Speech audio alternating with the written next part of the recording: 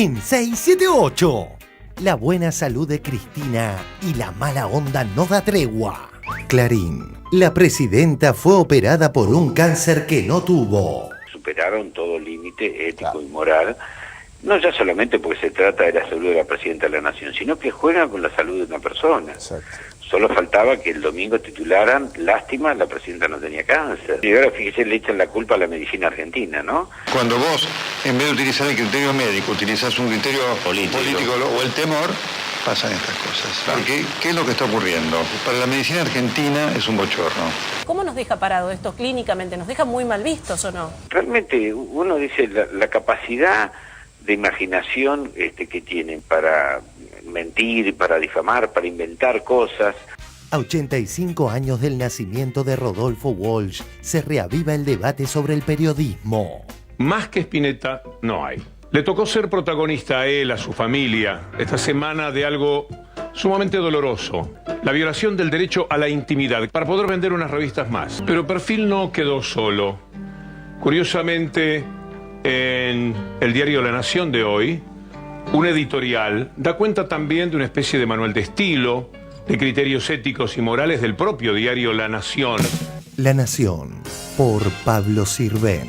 Quien se deja iluminar voluntariamente por los potentes reflectores de la fama sabe que ese pacto con el diablo, jugar y exponer la propia vanidad, de alguna manera lo es, se paga en una relación exactamente proporcional al impacto y consideración que produzca en la opinión pública. Podría decirse que se trata de un impuesto natural y universal a la vanidad. Una especie de pronunciamiento moral de la nación inesperado. Hugh Grant, medios y la autorregulación de la profesión.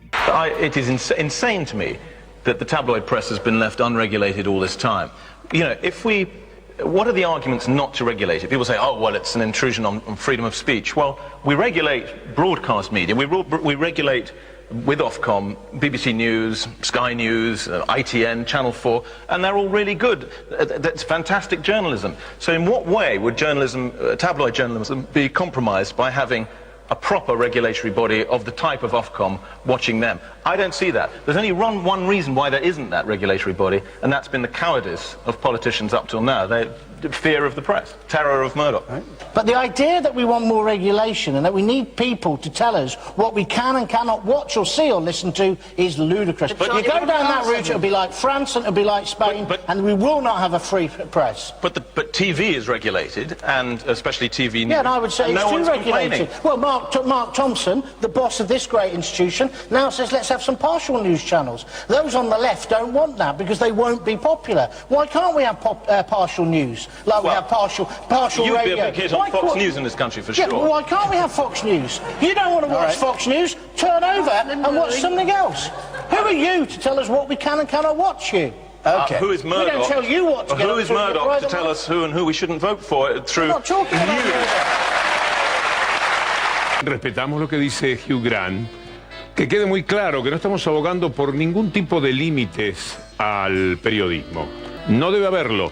Lo que tiene que haber es una autorregulación. Casi que me voy hasta el fin del mundo a buscarte. Casi que me cuelgo y no puedo volver. Casi que me pierdo tus ojitos de antes. Siempre expectantes, siempre soñar. Me gusta cantar hoy por nuestro encuentro. Prefiero entregarle al mundo lo cierto. Casi que me muero sin conocerte. Casi que me quedo sin bailar. Suerte que te vi cantando, correteando por ahí. Qué suerte, igual te vi bailando. Me di cuenta de tanto. Una nueva embestida del monopolio con flojelis argumentos. Clarín. El gobierno hizo desalojar la antena principal de Radio Mitre. Los oyentes nos avisan que estamos siendo interferidos en diferentes zonas. Queremos aclarar que no hemos detectado nuevas interferencias a las oportunamente denunciadas y que las dificultades de escucha de nuestra programación se deben a que nos vemos obligados a trasladar nuestra antena. Esta situación se debe a que el Gobierno Nacional decidió impedirnos, arbitraria y discriminatoriamente, renovar el alquiler del predio que nos alquilaba el Ejército Argentino en Villa Martelli, lo cual nos priva de una locación de características inmejorables para la transmisión de AM. Parrilli sobre la antena de la radio. Hubo un acuerdo en diciembre por la antena de Mitre, pero ahora Clarín tergiversa y miente. Así que la noche me sorprende, pero aunque tarde uno aprende, la suerte es amiga de la acción. Suerte que te vi cantando, di cuenta de tanto, qué suerte igual te vi bailando. Me cayó la ficha de quién sos. Claro que salpica este charco de barro, ya no está tan limpia mi condición, pero sé que te vi bailando, correteando por ahí. Suerte igual te vi cantando, me cayó la ficha de quién sos. Arranca 678. Multiplicar es la tarea. Pero tampoco para tanto, che. En vez de discutir con un gremio normas de trabajo y aumentos salariales, van a tener que discutir con 6 o 7 u 8 gremios, Qué suerte que te vi.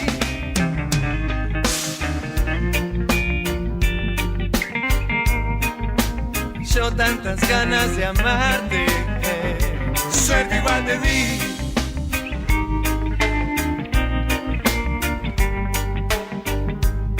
Me cayó la ficha de quién sos.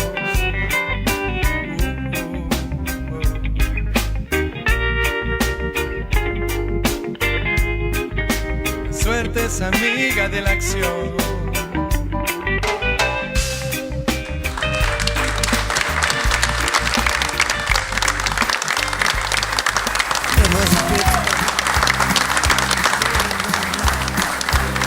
Muy buenas noches. Sí, vamos todavía.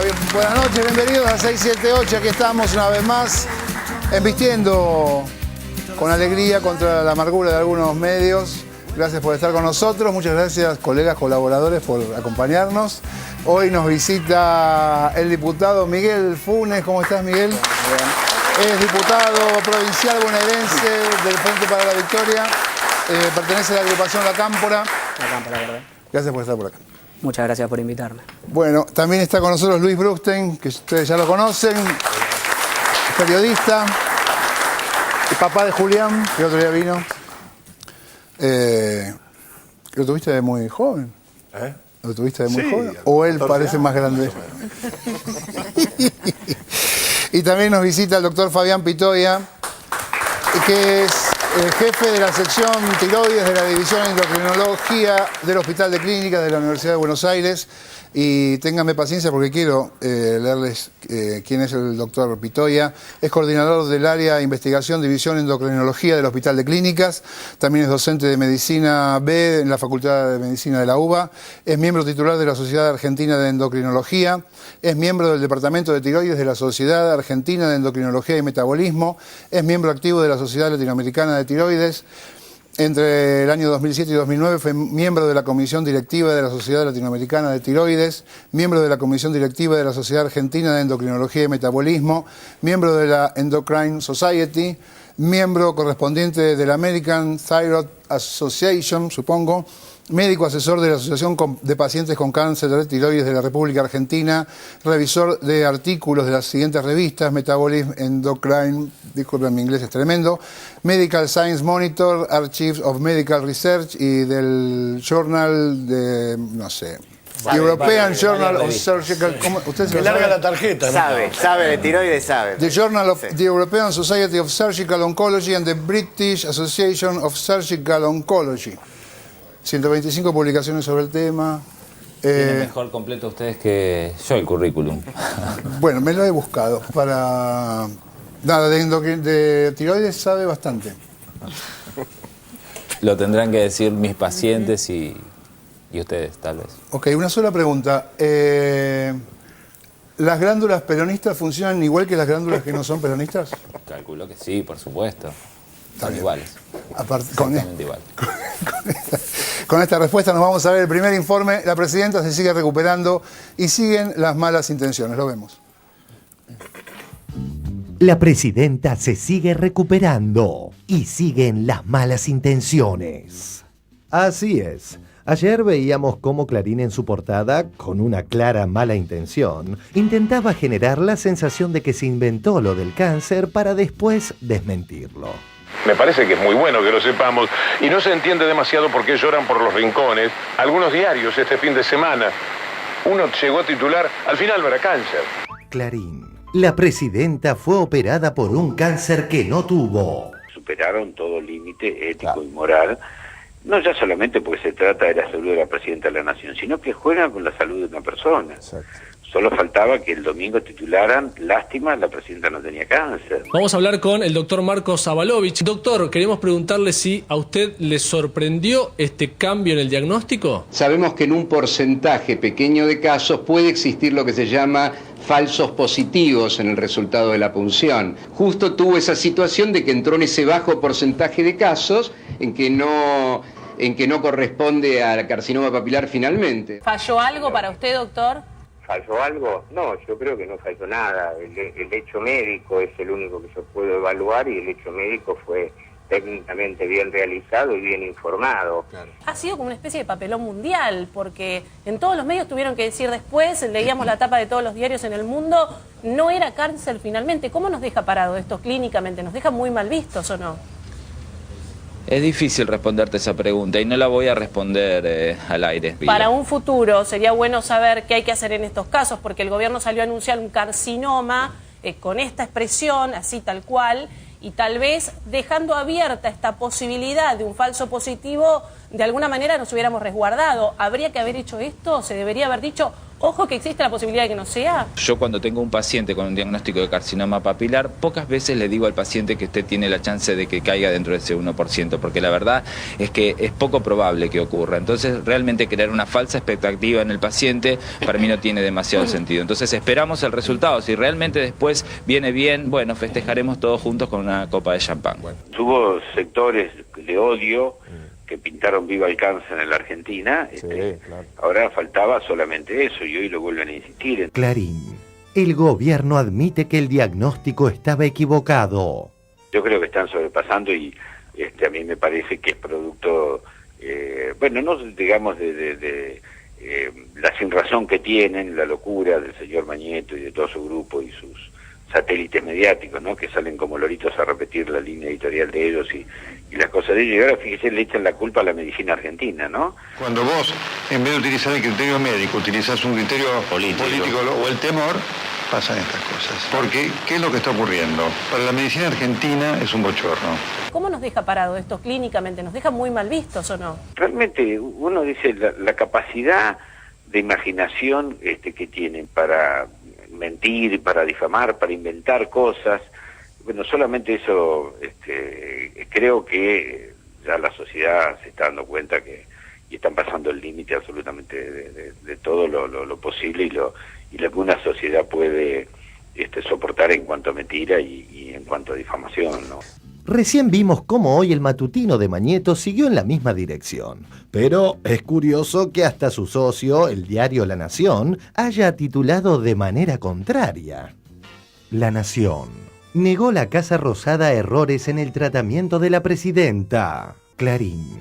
El gobierno admite que el diagnóstico estaba equivocado.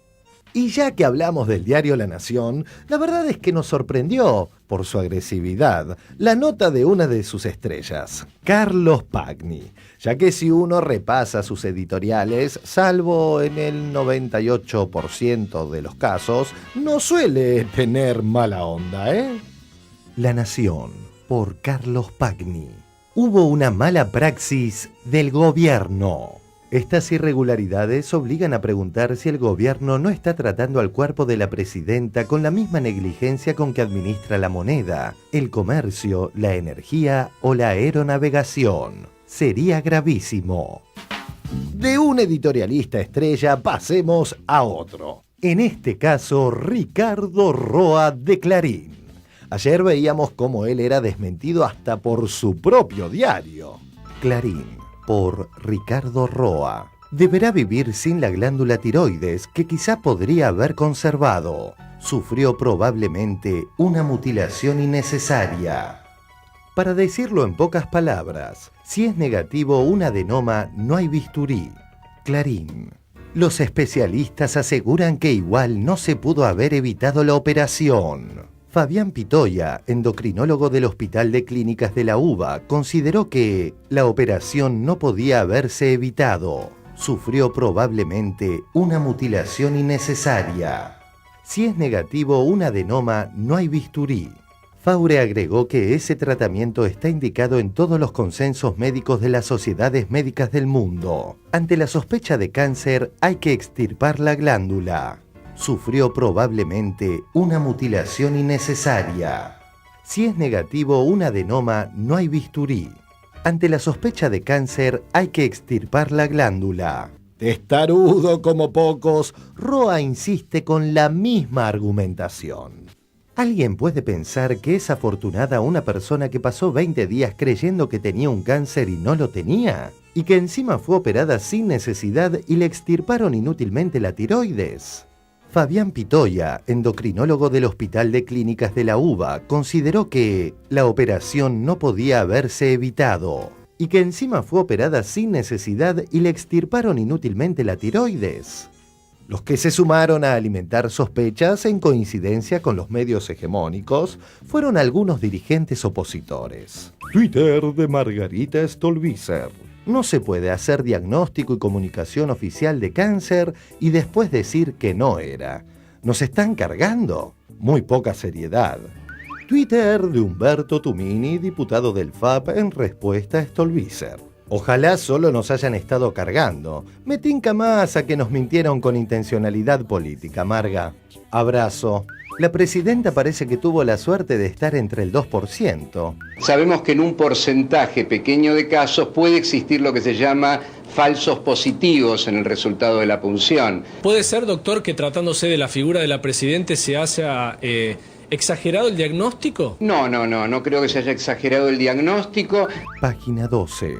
Dijo Marta Varela, legisladora porteña del PRO. Puede ser error de diagnóstico o afán de acrecentar la imagen de fortaleza que les gusta tanto. Cualquiera de las dos posibilidades, chantas. Suicidios que no son suicidios. Accidentes domésticos que son emociones violentas, que son asesinatos. Intendentes con trastornos psíquicos. Cáncer que no lo es.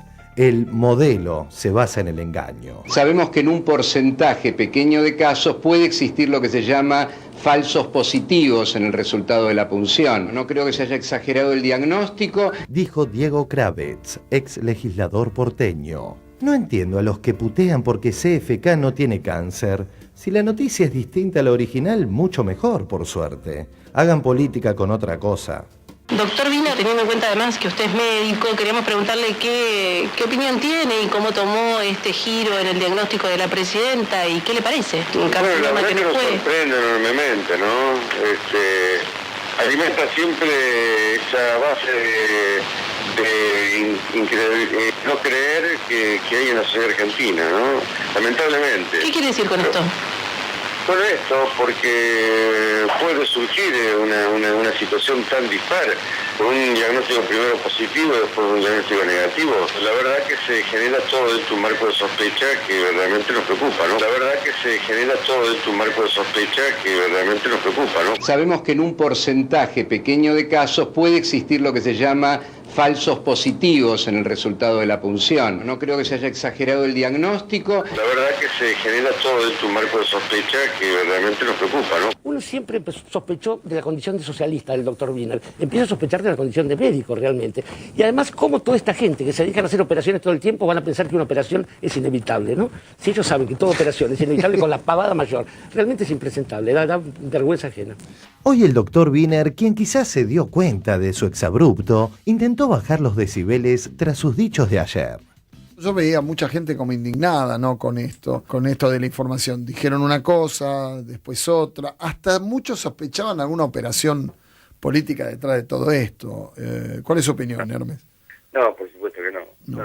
Si ha tenido tanta claridad en el diagnóstico que se hizo en el anuncio, me parece que no hay sospechas alrededor de que pueda ocurrir una situación pensada para lograr tal fin. La verdad que se genera todo dentro de un marco de sospecha que verdaderamente nos preocupa, ¿no? Me parece que no hay sospechas alrededor de que pueda ocurrir una situación pensada para lograr tal fin. Pasemos del doctor Wiener al doctor Castro, quien cuando se conoció la noticia de la enfermedad de Cristina, volvió a recurrir en uno de sus temas favoritos, relacionar cualquier tipo de enfermedad al poder político. Twitter de Lucas Carrasco. ¿Cómo que Cristina no tenía cáncer? Entonces, ¿no eran científicas las opiniones de Nelson Castro? La Nación. Por Nelson Castro. El poder enferma o la enfermedad del poder. Esta circunstancia pone de manifiesto una vez más la asociación muy fuerte que existe entre poder y enfermedad. También hay un componente personal de la familia Kirchner sobre el que hay que reflexionar.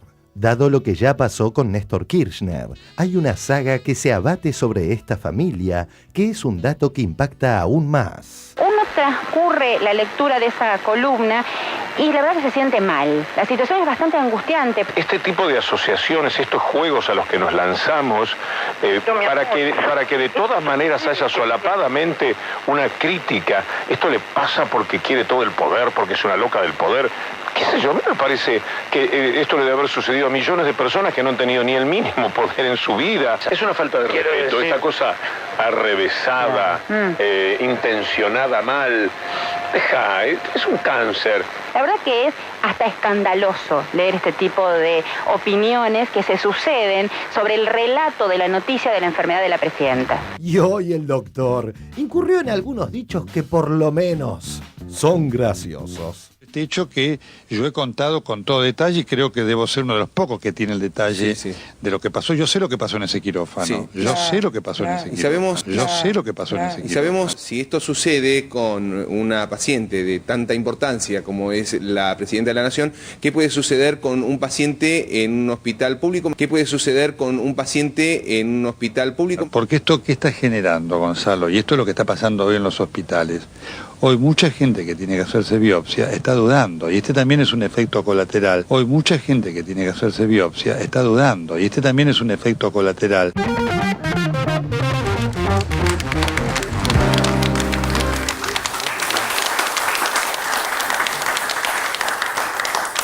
Muy bien, bastante impresionante, ¿no?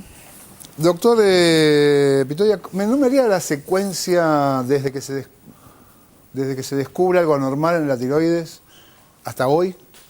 ¿Cómo es esa historia? En realidad todo depende de qué vamos a descubrir anormal, digamos, porque si uno parte del diagnóstico anormal de un carcinoma papilar y uno confía en su citólogo, la secuencia que sigue es obviamente plantear el tratamiento quirúrgico.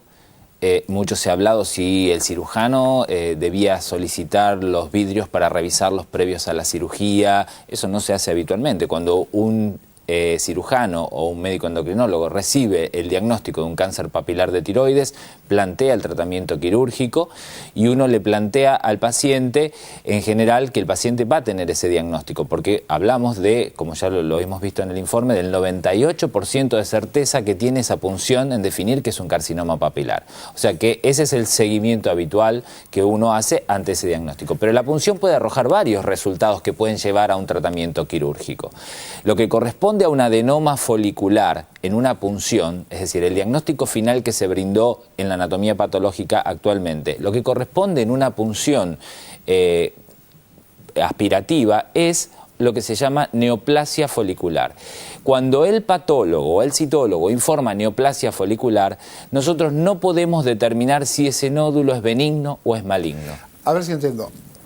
O sea que hay algo anormal. Las células de las tiroides de la presidenta no eran las células de una tiroides sana.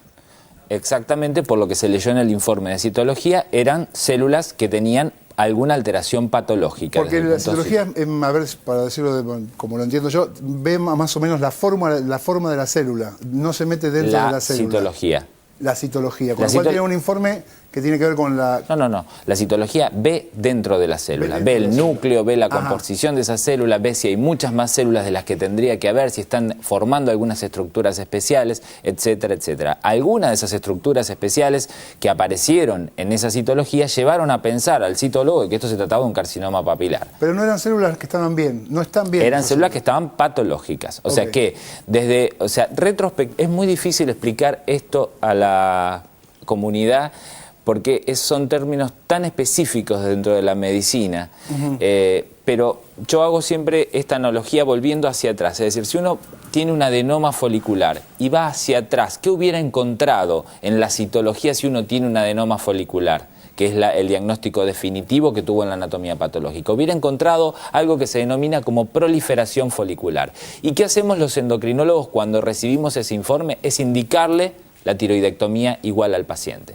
O sea, lo que cambia es el impacto que tiene esta situación. Es decir, no es lo mismo que yo le diga a un paciente que tiene una probabilidad de tener un tumor maligno cuando tiene una neoplasia o una proliferación folicular, que es alrededor del 20 al 30% de que eso sea maligno, a que si yo le digo, usted tiene un carcinoma papilar, cuya la probabilidad de ser maligno se alcanza al 98%. O sea, son dos situaciones, pero por eso yo en la nota de Clarín hablo de que la indicación quirúrgica probablemente hubiera sido la misma. El impacto a nivel nacional, el impacto a nivel psicológico en el paciente, obviamente que hubiera sido diferente. Y estas objeciones que hacen algunos de, bueno, ¿por qué no hicieron el estudio otras veces, más veces, o yo qué sé, ¿eso tiene algún sentido? No, yo al menos en mi caso no. Yo sí tengo un citólogo que confío, que supongo, digamos, esta fue una situación que en teoría debía ser así, yo no le pido a mi citólogo que me confirme el diagnóstico, porque yo trabajo con él y sé quién es él y estoy acostumbrado a recibir los informes de él. Y si me dice que es un carcinoma papilar, no lo pongo en duda. Planteo el tratamiento quirúrgico en ese paciente y ya he dicho en varios medios que en realidad es bastante poco frecuente encontrarlo. O sea, desde en el Hospital de Clínicas nosotros no tenemos en nuestros registros, en nuestras bases de datos, una situación similar. Ahora, doctor, si el diagnóstico fuera por parte del citólogo de un adenoma folicular, ¿también la intervención quirúrgica para la extracción de la glándula sería lo que correspondería? Vuelvo hacia atrás. Nunca el citólogo puede dar diagnóstico de adenoma folicular. Él lo que dice es que ve muchas células y eso se llama proliferación folicular.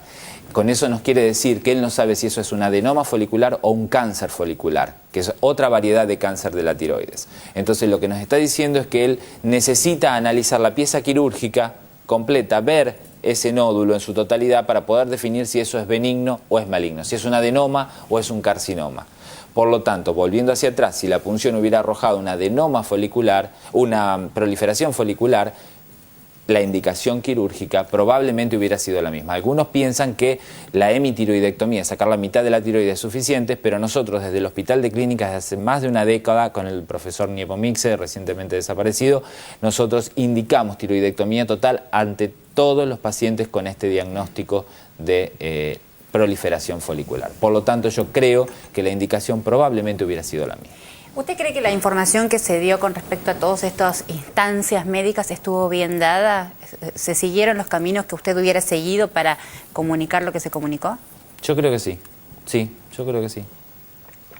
Me asombró totalmente la manera con la que se manejó de manera clara la información rápidamente y tal vez a lo mejor esa claridad y esa rapidez en la información también hizo que las cosas se tomaran decisiones a lo mejor un poco apresuradas en el plantear el tratamiento quirúrgico, porque el cáncer papilar de tiroides no es un tumor que amerita un tratamiento urgente. En general nos permite tomar las cosas con tranquilidad y a lo mejor si yo desconozco esta situación y estoy hablando en general porque no sé cuál es la situación, pero si un endocrinólogo a lo mejor hubiera leído el informe, podría haber dicho, bueno, la verdad es que podemos repetir la punción, podríamos revisar la citología y ver qué es lo que pasa. O sea, eso es una situación que es variable dependiendo del informe que yo leo con el paciente. Si yo confío en mi citólogo, obviamente que no lo voy a hacer. Ahora, algunos dicen que tendrían que haber advertido esta probabilidad de este 2% de que no fuese un carcinoma y que esto hubiese, digamos, evitado las lecturas. No estoy de acuerdo en absoluto. Y de hecho mis pacientes lo saben. Cuando uno tiene el diagnóstico de un carcinoma papilar en la punción, rara vez nosotros decimos, la verdad es que usted tiene un 1% de probabilidad de que esto sea benigno. La verdad es que no, porque vamos a crear una falsa expectativa en el paciente cuando en realidad sabemos que la mayoría de los casos van a ser malignos. Entonces, y más aún cuando uno confía y tiene su citólogo a mano que dice, bueno, no, esto es un carcinoma. Distinto es el citólogo dice, yo tengo la sospecha de que esto es un carcinoma folicular, o a mí me parece, pero no tengo la certeza. Entonces, la sospecha de carcinoma es la probabilidad de un 50 a un 60% de que esto sea un carcinoma. Entonces, ahí sí la situación cambia, porque, digamos, esta clasificación que dice sospecha de carcinoma no es lo mismo que decir carcinoma papilar. Digamos, doctor, que esto es un límite de la medicina, digamos, ese 1 o 2% es una cosa a la cual no tiene acceso todavía el conocimiento médico. No es un error de los médicos. Es difícil llamarlo error o no error. Esto forma parte de la estadística que uno encuentra. Es decir, cuando uno hace revisión, dice, a ver, ¿cuántos pacientes mandamos a operar y cuántos de esos tuvieron el diagnóstico definitivo de cáncer y cuántos no? De 100, 2 tuvieron diagnósticos erróneos. Si eso dependió del citólogo, si eso dependió de la muestra que se tomó, si eso dependió... son muchos factores que están influyendo en esta situación final. No, la verdad que viendo la cobertura de los medios y la insistencia de algunos periodistas, como la de Ricardo Roa hoy, a pesar de todo, yo la verdad que deseo que se siga dedicando al periodismo y que no ejerza la medicina, porque sinceramente con la liviandad con la que se atribuyen la posibilidad de una práctica quirúrgica en función de un diagnóstico, es grave, ¿no? Sí. Porque en ese caso está la vida directamente de por medio. Luis. Yo escuchando lo que se ha dicho acá, viendo lo que se ha escrito, yo creo que efectivamente ha habido una conspiración del gobierno contra el gobierno. O sea, creo que la presidenta quería operarse las adenoides, inventó una gran operación. De verdad, no se entiende a qué apunta toda esa parafernalia. ¿Dónde está la ventaja, que se ha escrito? ¿No? Si hay una operación, ¿cuál es el motivo de la operación? Digo, una operación política, ¿no? ¿Cuál es el motivo de esa operación? Es una personalidad política que acaba de salir de una elección con más del 54% de los votos. Que todavía las encuestas, los sondeos de opinión pública no muestran que haya bajado en la opinión pública la imagen de la presidenta. ¿Qué sentido tiene hacer todo esto? Sí, claro. Me parece buscarle 5 patas al gato y me parece desde el punto de vista profesional un papelón. O sea, el papelón que dice Nelson Castro que lo está haciendo la medicina, me parece que lo están haciendo ellos. O sea, es un papelón hacer titulares 3 días seguidos sobre un tema que la medicina está diciendo todo el tiempo. Había un 98% de posibilidad de que fuera un cáncer, se dijo entonces que era así. Había un 2% que no lo fuera, la operaron y fue ese 2%. ¿Qué problema? ¿Qué otra historia hay? Hay una gran operación en contra de sí mismo, es una especie de operación suicida, eso. Es muy raro. Doctor, usted como experto, acabamos de ver que se ha dedicado a esto y tiene una participación en otros países y en un montón de foros al respecto de esta cosa específica de las tiroides. ¿Cómo se siente con este torbellino que se armó en los medios y con esta manipulación de este caso? Difícil. En realidad, justamente, esa fue una de mis dudas al venir también aquí, porque yo pensaba, digo, ya está. Ya es suficiente de la exposición de todos nosotros como endocrinólogos en esta situación, que ya no se trata de algo médico solamente. Acá hay una mezcla de una situación política en el medio en donde vamos a quedar inmersos nosotros como médicos. Entonces la verdad es que me pareció coherente venir a 678 también como para dar una imagen de la verdadera historia de la medicina, que tiene que ver con el no compromiso con ninguna de las situaciones políticas. Nosotros no estamos hablando ni a favor ni en contra, hablamos de la situación médica, hablamos de lo que implica el diagnóstico de la situación que ocurrió y de qué es lo que pasa con un paciente. Pero desde el punto de vista político, esto yo no tengo ningún tipo de opinión al respecto a esto, ni voy a emitirla tampoco. Miguel. Mira, la realidad es que los militantes políticos ya no nos extraña seguir escuchando a estos profetas del odio como Pagni, como Roa, como Nelson Castro. La realidad es que cuando anunciaban la enfermedad de la compañera presidenta, primero se preguntaban si tenía metástasis y luego la realidad que ante un falso positivo, que todos estamos entendiendo que forma parte de una estadística de un 2%, se estaban preguntando cómo no tiene cáncer. La realidad es que lo que querían escuchar ellos era otro resultado y nos remonta a la lamentable pérdida del compañero Néstor Kirchner, que ellos creían que perdiéndolo de cuerpo presente a Néstor Kirchner se terminaba este modelo nacional y popular, y lamentablemente para ellos, como se decía recién, la compañera presidenta termina de obtener un 54,11 a nivel nacional. Este modelo va en el camino correcto, vamos a seguir profundizando y trabajando para avanzar día a día, y bueno, creo que tenemos Cristina y presidenta para mucho más tiempo que eso. Dante. Con el falso positivo, el fantasma de Cobos sobrevuela. Sí. No, algo que charlábamos ayer con Darío Stanheiber, que la semana también, otra vez, esa analogía que se hace entre lo que le pasa al cuerpo a la presidenta y lo que le pasa a la sociedad en tanto cuerpo también. Digo, acá lo que uno ve en lo de Pani, en lo de Roa, es esta especie de necesidad de mostrar una cierta orfandad en la sociedad. Es decir, Kirchner estuvo con médicos que no eran idóneos. Esos mismos médicos no idóneos atienden a la presidenta y se equivocan. Por lo tanto, hay una mala praxis del gobierno en general, algo que entonces se hace análogo a lo, como decía Pani, ¿no? a cómo el gobierno maneja la economía, cómo el gobierno maneja el INDEC, etcétera, etcétera. O sea que digo, esto vuelve todo el tiempo. Bien, lo vamos a despedir al doctor Pitoia, le agradezco mucho que haya estado aquí. Y al mismo tiempo lamento que haya tenido que estar acá, porque quizá usted no era su idea. No, tiene que ver fundamentalmente con balancear una situación que no quería que quedara de esa manera. Bueno, muchas gracias, muchas gracias por estar acá. Nosotros ahora seguimos con este programa y vamos a ver medios, ética y privacidad. Vemos este informe y lo comentamos. Medios, ética y privacidad. La última semana se abrió nuevamente el apasionante debate sobre la ética periodística a raíz de las fotografías publicadas por la revista Caras de la editorial de Fontevecchia que muestran al flaco Spinetta deteriorado. En sintonía con este accionar, el diario La Nación del día de ayer, a través de Pablo Sirven, sacó una columna siguiendo la lógica del hermanito Sonsón de Mañeto. Más que Spinetta no hay. Le tocó ser protagonista a él, a su familia, esta semana de algo sumamente doloroso. La violación del derecho a la intimidad para poder vender unas revistas más. Un editorial da cuenta también de una especie de manual de estilo, de criterios éticos y morales del propio diario La Nación. La Nación, por Pablo Sirven. Famosos, fotos y enfermedades. Llegar a ser una celebridad tiene infinitas ventajas. Gozar de la estima pública, recibir invitaciones y regalos, la posibilidad de ganar dinero en cantidad, viajar y hasta seducir más. Y una sola contra, sufrir la inhibición de la propia privacidad.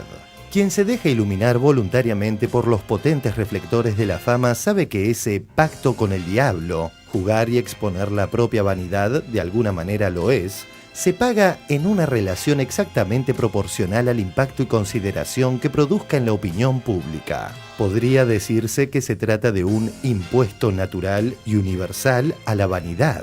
Bastante oneroso, por cierto, especialmente cuando las noticias por comunicar o que se pretenden esconder no son las mejores. Ser objeto obsesivo de paparazzis y del fisgoneo constante del público es algo inevitable, más para aquellos que, paradójicamente, mantienen una relación histérica de amor-odio con los medios.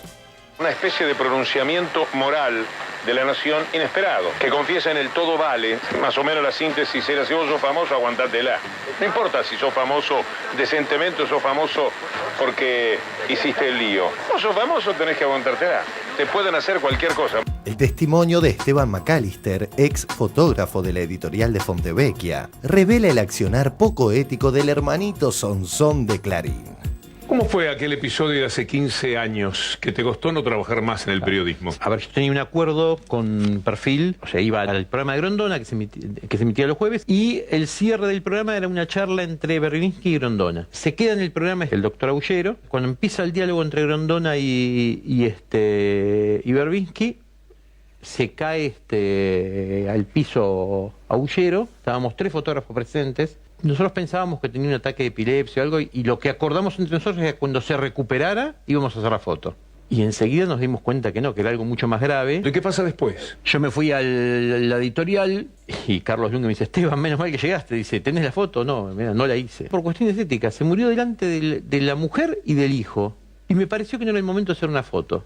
Lo primero que me dice es que Fontevecchia tiene la costumbre de tirar por la ventana a las personas que hacen planteos éticos, y él tiene la orden de tirarme por la ventana. En un momento yo le dije: bueno, decime cuál es la diferencia entre tener y no tener la foto. Y él me dijo que la revista hubiese vendido más. Y dije: bueno, no estamos hablando de fotoperiodismo, estamos hablando de dinero. Y él me dijo que a partir de ese momento me iba a tener que dedicar a fotografiar cumpleaños. Retomando nuestra querida sección Aquí, Allá y en Todas Partes, este es un debate que se da a nivel mundial. Como ejemplo de la relación medios y privacidad, veamos el caso del ex primer ministro británico Gordon Brown, víctima del accionar del mañeto anglosajón. I have never talked about my son or wanted to talk about my 2 sons and my late daughter in public. I've always been very reluctant to bring them into the political arena. I've never thought it was right that the private lives of young children who are growing up, who I want to have an ordinary life, should be paraded across the media.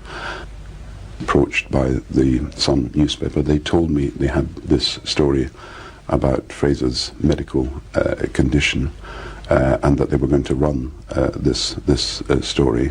How did that affect you as a father? In tears. And I just can't understand this. If I, with all the protection and all the defences and all the security that a Chancellor of the Exchequer or a Prime Minister has, is so vulnerable to unscrupulous tactics, unlawful tactics, to methods that are being used in the way that we've found, what about the ordinary citizen?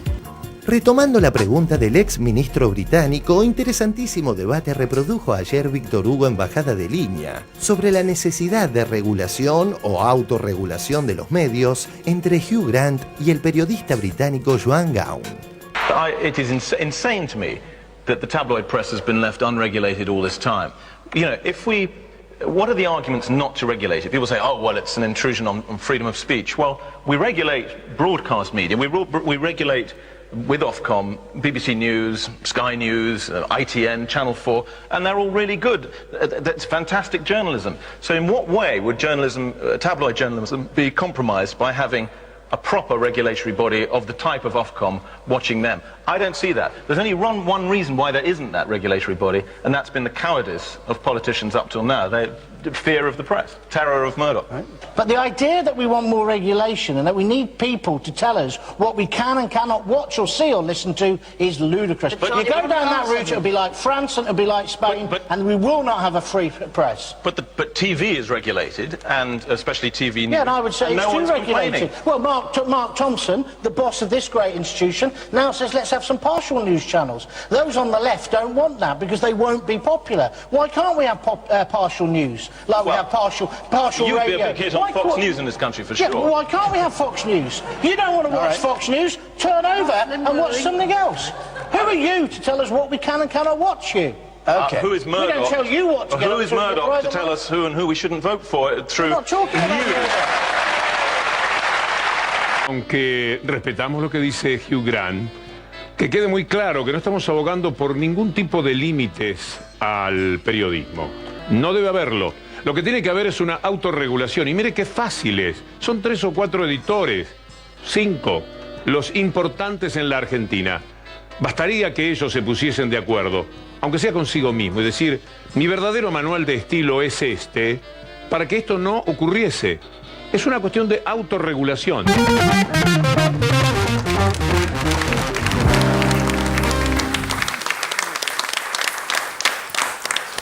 Bien, a ver, Bruckner. Bueno, yo creo que es un tema complejo y que a los periodistas nos sensibiliza, ¿no? Bastante. Yo no, cuando se empieza a hablar de ese debate, se dio en un contexto en el cual la gente de Murdoch había hecho intervenciones telefónicas, que es ilegal. O sea, ahí ni siquiera era un problema de regulación, sino un problema legal, o sea, de ley, de delito común. O sea, habían cometido un delito común los periodistas. Aires, que exactamente, parecido al que se hizo acá en el gobierno de la ciudad de Buenos Aires. Con relación a los otros temas, yo creo que el tema de la regulación está en la diversidad. Yo no estoy criticando a Clarín por los contenidos de Clarín, lo puedo criticar, digamos, pero la ley de medios y demás no es por los contenidos de Clarín, es porque la empresa que maneja Clarín tiene una oposición monopólica de mucho poder en un lugar tan sensible como es el de los medios. Es lo mismo con el tema del papel. La regulación yo creo que tiene que ser antimonopólica. La regulación de contenidos es muy difícil, incluso la autorregulación. Yo creo que la mejor regulación es garantizar la diversidad. Por eso es bueno que esté la ley de medios. Si hay diversidad, se le da la posibilidad a las personas de elegir lo que quieren ver realmente, ¿no? Y al respecto de la declaración de no principios de Sirven, ¿qué te pareció? Yo creo que hay buen periodismo y mal periodismo, y lo que está haciendo Sirven ahí es una reivindicación del mal periodismo. O sea, a mí realmente lo que él justifica en eso no me gusta como periodismo, pero lo acepto que existe y que con eso se generan muchas cosas que tienen que ver con el periodismo. Pero no lo considero como una cosa fuera del periodismo. Creo que es un periodismo malo, amarillo. Y creo que las sociedades tienen que aprender, tienen que hacer un proceso, digamos, de ser selectivos en el tipo de información que van recibiendo, y en ese sentido es tan importante que haya diversidad en estos temas, ¿no? Funes, ¿qué te parece? Ya, nosotros entendemos que tiene que haber diversidad, pero lo que no se pueden permitir es que existan metodologías y mecanismos como en diarios de perfil y como hablaba McAllister, en donde muestren situaciones que son bastante complejas, como las fotos que en su momento al sacar pierde, digamos, su fuente de trabajo por no exhibirla. Así que en ese sentido tendrían que trabajar en cuanto a la ética un montón de medios de nuestro país.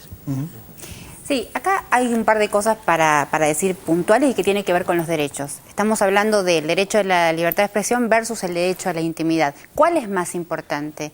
Esto finalmente se termina dirimiendo con jurisprudencia, fallos de la Corte, pero Pablo Sirven hace en esa columna hace como un decálogo de la exposición de una persona famosa, entonces que a partir de ahí está como convalidada su intimidad. No es así. El propio diario La Nación tiene un manual de estilo donde justifica la invasión a la privacidad de una persona si hay un interés público. Y esto está en coincidencia con los fallos de la Corte. Si hay un interés público, va a haber una vulneración al derecho a la intimidad porque el interés público está sobre ese derecho a la intimidad. En el caso de Spinetta claramente no hay un interés público, hay una curiosidad pública que es abismalmente diferente y que no permite esa invasión. Los derechos no son absolutos, son relativos, se contraponen. La Corte Suprema ha dicho que cada juez deberá evaluar en cada caso particular si hay o no invasión a la intimidad. Es difícil, hay tratados internacionales que han escrito innumerables argumentos en el tema, pero lo que me parece que nos tiene que quedar como claro, como un tema sensible, como dice Luis, como un tema muy complejo, es el tema del interés público. Muchas veces hay dilemas éticos sobre si una foto es publicable o no. Coincido con Víctor Hugo en que debería haber una autorregulación en el sentido editorial de decidir qué se publica y qué no se publica. Y sobre eso podemos estar de acuerdo o no. Claramente lo que hay que priorizar es el interés público, si hay un interés público para la sociedad porque se están afectando situaciones de la investigación de un delito o causas que hacen al interés público, no a la curiosidad pública. No, voy más o menos en la línea que va ella, pero apunto a otro lado, no estoy de acuerdo para nada con Pablo Sirven cuando relata que una persona famosa accede a un montón de cosas, lo dice casi como desde el lado de la envidia, a mí que no me mandan nada al diario, que no me mandan regalos, que tal vez no gano tanta plata. Digo, la trascendencia de un músico, como el caso de Luis Alberto Spinetta, tiene que ver con su obra, con todo lo que le hizo y le dedicó al rock nacional. Yo considero que en algún momento deberíamos hacerle un homenaje a nuestros músicos, que muchos, lo dije acá varias veces, que mucho tiempo cuando muchos periodistas no decían absolutamente nada, ellos se la jugaron se jugaron la vida literalmente haciendo canciones en contra de los regímenes militares. Pero más allá de eso, digo, sí, la regla del juego es que Luis Alberto Spinetta saque un disco y que venga un crítico a decir que Luis Alberto Spinetta se repite, que no está bueno el nuevo disco, que es hasta una porquería lo nuevo que está haciendo. Eso sí es la regla del juego. No es regla del juego que se metan con su intimidad, con su vida privada y que le saquen una foto cuando él no tiene ganas de sacarse una foto. No, pensaba que es casi la analogía con lo que pasa en la ciencia también, que hay como pienso por ejemplo en un caso como el de clonación. Ahí la pregunta no es tanto si se puede clonar, por ejemplo, un ser humano, es si se debe. ¿No? Esa es la cuestión, ahí donde se introduce la ética. Es decir, como poder se puede, si tenemos los instrumentos y las condiciones fácticas para realizar, por ejemplo, una clonación humana, pero ¿se debe? Y acá creo que esa es la pregunta ética. Depende de quién. Yo estoy totalmente de acuerdo con lo que estás diciendo, pero creo que la ética no es una Biblia, es una construcción social. O sea, la Biblia es un producto de una historia, ¿no? No, eso por supuesto. Y la ética tiene que ser eso. Si uno trata de poner un decálogo y de decir tenemos que... Pero no está tan borroso. A ver, en el caso de Spinetta no me parece tan borroso el límite. No es tan complicado discernir si había que sacarle la foto. No, yo no lo haría nunca. Además, está bien, pero digo, he tenido que situaciones como esas que me han hecho cambiar de medio donde estaba trabajando y situaciones, estaba escuchando al fotógrafo ahí y bueno, son situaciones donde los periodistas también tenemos que decidir qué es lo que vamos a hacer, ¿no es cierto? Pero creo que es un peligro desde el punto de vista de tratar. Yo creo que la ética se construye. La norma es difícil. Claro, o sea, es una construcción social. Los periodistas somos éticos si podemos generar, transmitir, acompañar a la sociedad en ese crecimiento ético, porque después todas las actividades del ser humano son una proyección de lo que es cada ser humano.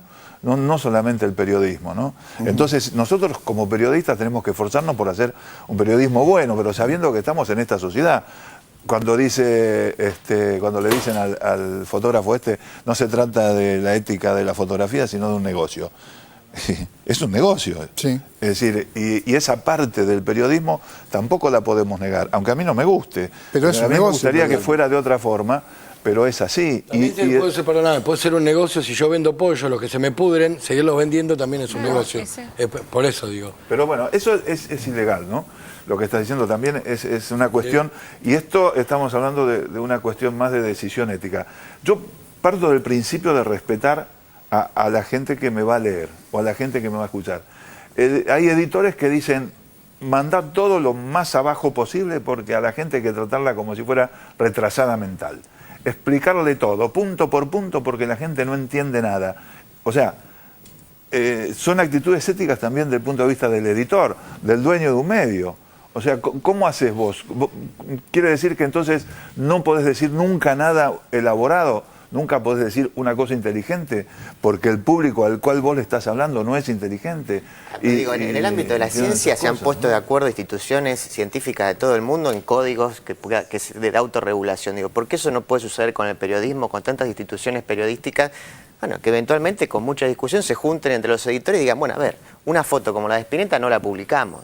Y como construcción histórica, por supuesto, ningún mandamiento. Te digo la verdad, la idea de que haya una construcción así grandota de editores que se ponen a decidir lo que se va a publicar en general, en el caso de Spinetta sería correcto, pero que después exista eso como ente, no me gusta. Yo lo que creo que es importante que que estemos entre periodistas, digamos, eso es una porquería.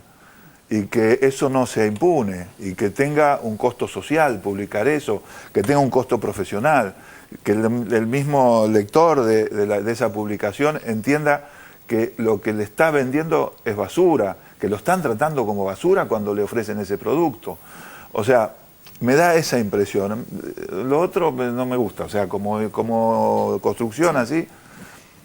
No, me gusta más la idea de la diversidad, o sea, de que haya muchas... O de la autorregulación de cada persona. Y de la ética como construcción social, o sea, de que crezcamos como sociedad, que crezcamos como país, como seres humanos, ¿no? Esa es la idea que me da, que es más lento, es más complicado también. ¿No? Yo la verdad que coincido con el planteo de Luis. A mí el tema de la posibilidad de un consejo de editores que regule lo que el deber ser me parece mucho más riesgoso que las transgresiones y las aberraciones que se cometen con la liviandad o la perversión de algunos editores. Porque uno puede estar de acuerdo en determinadas circunstancias, pero no sabes dónde pueden llegar esos mecanismos de autorregulación institucionalizada en función de quién ejerce el poder en determinado momento. Creo más si querés, en la sanción social, en la sanción del espectador, del lector, que diga, bueno, esto es intolerable, pasaron todos los límites y esto se sienta en definitiva en lo que más le duele a los medios, que es en el negocio de quién los compra, quién los ve o quién los escucha. Que en la posibilidad, por más que suene cruel, y que a veces las transgresiones sean feroces, me parece que el camino de la justicia, cuando se viola realmente la intimidad, como fue el famoso caso de Balbín, que hay un fallo de la Corte Suprema que pusieron, bueno, un hombre moribundo en terapia intensiva en la tapa de gente, y esto motivó un fallo de castigo de parte de la Corte Suprema, y a partir de ahí se empiezan a cuidar, ¿no? Con esos fallos, son fallos reguladores que los obligan a estos, digamos, buitres de la información o de la pseudoinformación a cuidarse. Por más que sea más sinuoso el camino, más difícil, yo me inclino por esa alternativa, por más repudio que me genere esta clase de cosas, ¿no? O ponerle el grabador a una persona que está en un brote, ¿no? Porque también eso pasa, digamos, no es solo la foto. Vos ves notas que vos decís, pero este tipo, la verdad que si vos tenés una persona en un brote, te puede decir barbaridades, puede ser muy atractivo el relato, pero vos sabés que estás violando la intimidad de esa persona en función de sacar lo peor y que esto tenga repercusión en función del morbo, porque esto también es así, digamos. Los medios periodísticos son expresiones realizadas por seres humanos, donde la morbosidad está ahí, está expuesta y lucran con esa morbosidad. Esto también está la relación de poder entre, bueno, es lo que contaba McAllister, creo que aparte de la cuestión ética de qué es publicable o éticamente publicable o lo que sea, está la relación entre el dueño del medio y el laburante, que es el que le dicen sacar la foto. Sí. No, estaba pensando que el debate es muy interesante. Cuando hablamos de una autorregulación, al no ser una ley, sino la propia charla de los editores en cada uno de sus medios, me parece que eso, por lo menos hay que hablarlo y plantearlo. Y con lo que vos decís, Carlos, el tema de los trabajadores y la libertad de conciencia. El otro día, Nora, lo habíamos empezado a plantear. Hay un proyecto de ley que firma Héctor Recalde, lo escribe Damián Loretti, el abogado constitucionalista experto en libertad de expresión, para generar libertad de conciencia en los trabajadores de prensa y que para que no puedan recibir represalias por negarse a tomar una foto o encender un grabador. Porque también pasa eso, muchas veces el periodista o el fotógrafo están, digamos, limitados por sus condiciones laborales y por el alquiler que pagan todos los meses. Entonces, me parece que eso sí sería interesante. Difícil camino también, arduo camino el de generar una ley que genere indemnidad laboral para aquellas personas que se niegan a realizar un trabajo que les piden. ¿Dante? Sigo pensando, aparte, bueno, este intercambio me parece interesante. Digo, yo creo que es eso, son discusiones que se dan en todo ámbito. Me parece que por lo menos desde mitad del siglo XX hasta ahora el campo de lo ético ha crecido mucho y eso ha aparecido en diferentes disciplinas también. Cuando hablaba Luis pensaba en toda una discusión que sea dentro de la economía, sea algo así como una ética de la economía, que funcione como una especie de autorregulación, como decir, bueno, a ver, si queremos hacer negocio, somos individualistas, egoístas, que perseguimos nuestros fines y queremos llenarnos de dinero, pero parece que tenemos como algunos límites. Insisto, hay discusión, eso me parece que habría que verlo, ¿no? Pero eso me parece que es como un síntoma de lo que es mitad del siglo XX para acá, y me parece que es un tema, digo, también los temas de bioética que muchas veces se han tratado acá. Hoy, bueno, lástima que se fue el médico, ¿no? Pero en todos los hospitales hay códigos de bioética, donde hay médicos, hay filósofos, hay sociólogos, psicólogos. Yo diría que si hay regulaciones, si hay autorregulaciones en un montón de rubros, digamos, ¿por qué no en el periodismo? Claro, Yo pienso también, al margen de esta cuestión que es ética, te voy a plantear también es ético, pero que es más brutal. Cuando un diario publica una mentira, una noticia absolutamente falsa, muchas veces en la tapa, lo estamos viendo en los últimos tiempos, que son raros, y eso tampoco tiene ninguna consecuencia. A mí me parece muy extraño. Yo creo que tiene consecuencia en la credibilidad, pero si no es como que pensar que... Mirá lo que pasó con la existencia de los delitos de calumnias e injurias en el Código, que fueron utilizados durante años para perseguir a los periodistas. Entonces vos decís, bueno, había una regulación que en realidad terminaba cercenando la posibilidad de ejercer la libertad de expresión. Y eso fue derogado después de, digamos, del reclamo de distintos organismos de derechos humanos, especialmente desde el CELS. Entonces vos decís, bueno, la regulación esa, ¿hasta dónde te protege de esto, de la mentira? ¿O hasta dónde te impide que se expresen opiniones diferentes y que no sean usadas por un poder de turno para evitar el ejercicio de esa libertad? Sí, digo, igual así sigue habiendo límites, porque por ejemplo yo no puedo hacer una expresión racista. Obvio. Claro. Por eso, pero hay leyes que regulan igualmente. Y un límite de tiempo. Límite de tiempo, chicos, los vamos a seguir discutiendo. Ahora voy a preguntar si nos dejan seguir discutiéndolo en algún otro bloque de este programa. Nos vamos a un corte y ya volvemos con más 678.